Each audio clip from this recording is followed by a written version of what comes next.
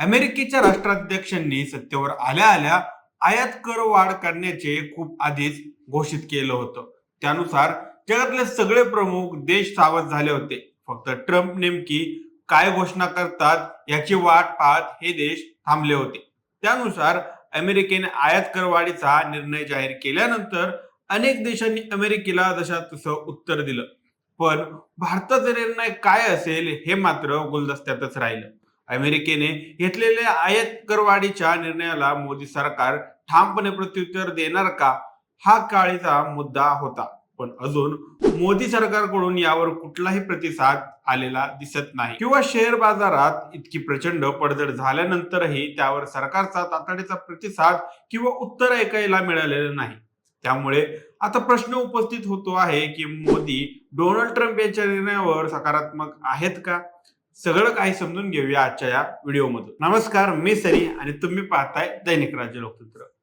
मोदी यांनी अमेरिकेचे राष्ट्राध्यक्ष ट्रम्प यांच्या पुढे नांगी टाकली आहे असं अनेक उदाहरणावरून दिसून आलं आहे असं म्हणलं जात आहे. अमेरिकेत बेकायदेशीर राहणाऱ्या भारतीय नागरिकांच्या हातपायात बेड्या घालून हकलपट्टी केली गेली. त्यावरही अमेरिकेचा चार खडे बोल सुनावले गेले नाहीत. वास्तविक आपल्या देशातील नागरिकांची इतकी अघोरी अवहेलना झाल्यानंतर भारत सरकार संतप्त प्रतिक्रिया व्यक्त करेल असं वाटत होतं, पण तसं काही झालेलं नाही. अमेरिकेने केवळ भारतातीलच नव्हे तर अन्य देशाला बेकायदेशीर नागरिकांना परत पाठवण्याचा निर्णय घेतल्यानंतर जगातल्या अनेक छोट्या देशांनी ट्रम्प प्रशासनाला कडक इशारा देत त्यांच्या नागरिकांना सन्मानाने मायदेशी आणले. अद्यापही अनेक भारतीय नागरिक अमेरिकेत बेकायदेशीरपणे राहत आहेत. त्या नागरिकांच्या बाबतीत किंवा त्यांना परत आणण्याच्या बाबतीत मोदी सरकारची भूमिका अजून उघड झालेली नाही.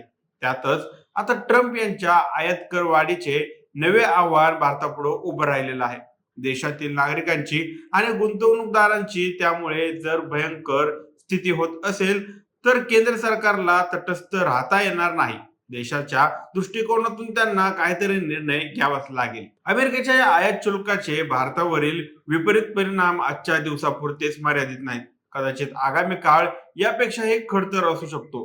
त्यामुळे मोदी सरकारला कंबर कसून या सगळ्या परिस्थितीचा सामना करावा लागेल आणि त्याबाबत देशवासियांपुढे आपली भूमिका अधिक स्पष्ट करावी लागेल. मुळात खूप आधीपासूनच भारतातल्या अर्थकारणाचे तंत्र बिघडलेलं आहे, हे स्पष्ट दिसून आलेलं आहे. त्यात आता भारतीय अर्थव्यवस्थेपुढे हे नवं आव्हान अधिकच कठीण असणार आहे. अर्थव्यवस्था पूर्ण कोलमडून पडेल की काय अशी भीतीही त्यातून निर्माण झाली आहे.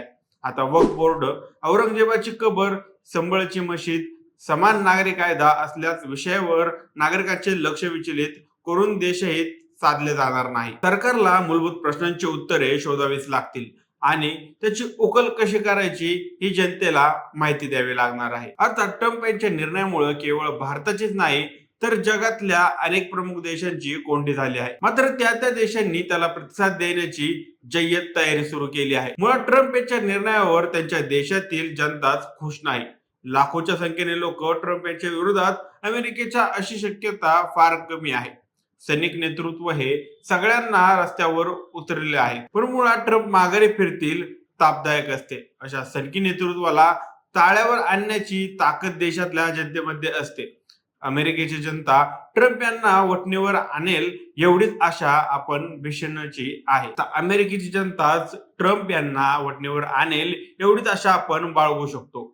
आजच्या घडीला भारताने ट्रम्प प्रशासनाच्या बाळगू शकतो. अन्यथा आगामी काळ भारतासाठी तरी विरोधात चीन सारखी किंवा कोलंबिया सारखी ठाम आणि नीती तज्ञांचे म्हणणं आहे. पण केवळ गौतम अदानींना वाचवण्यासाठी नरेंद्र मोदी अमेरिकेपुढे नमती भूमिका घेत आहेत असं अनेक विदेशी वाचक म्हणत आहेत. असा आरोप सातत्याने झालेला देखील आहे. गौतम अदानी यांच्या विरोधात अमेरिकेने करचुकवेगिरीच्या अमेरिकेच्या हवाली करावे लागेल की काय अशी एक शक्यता आरोपाखाली खटला सुरू असून त्यातून अदानी यांना वर्तवली जात आहे. त्यामुळेच मोदी सरकार अमेरिकेपुढे नमती भूमिका घेत आहेत असं सांगितलं जात आहे. याबाबतही मोदी सरकारला नेमके स्पष्टीकरण द्यावे लागेल. गौतम अदानी यांच्यापेक्षा देश आणि देशातील गुंतवणूकदारांची सुरक्षता याला सर्वोच्च प्राधान्य द्यावे लागेल. या माहितीबद्दल आता तुमची काय मते आहेत आम्हाला कमेंट करून नक्की कळवा आणि जर राज्य लोकतंत्र चॅनलवर नवीन असाल तर चॅनलला नक्की सबस्क्राईब करा. धन्यवाद.